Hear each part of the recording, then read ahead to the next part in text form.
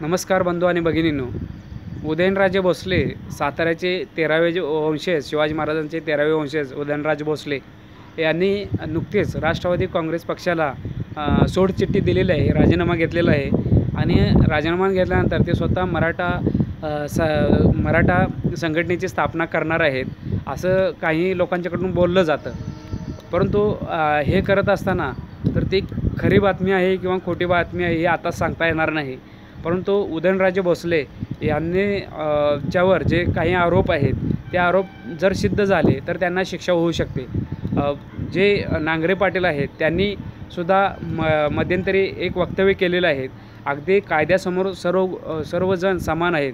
अगदी उदयनराजे जरी भोसले असले तरी त्यांना त्यांच्यावर जर आरोप सिद्ध झाला तर त्यांना आपण अटक करू शकतो, असं नांगरे पाटील या पोलीस अधीक्षकांनी जाहीर केलेलं आहे. तसंच उदयनराजे भोसले यांच्यावर जो खटला आहे किंवा जो आरोप आहे तो एका कंपनीतील एका मालकाला धमकावून त्याच्याकडून खंडणी वसूल करण्याचा प्रयत्न केला आहे, अशा पद्धतीचा तो आरोप आहे. आणि तो आरोप जर सिद्ध झाला किंवा त्या आरोपामध्ये जे उदयनराजे भोसले यांचे जे साथीदार आहेत तर त्यांनी जाऊन तिथं त्यांना धमकी दाखवून खंडणी वसूल करण्याचा प्रयत्न केला आहे, असं सुद्धा तिथे त्यांच्यावर आरोप ठेवण्यात आलेला आहे. आणि त्या जे मालक आहे त्याला बेदम मारलेला आहे, अशा पद्धतीचा सुद्धा आरोप तिथे ठेवलेला आहे.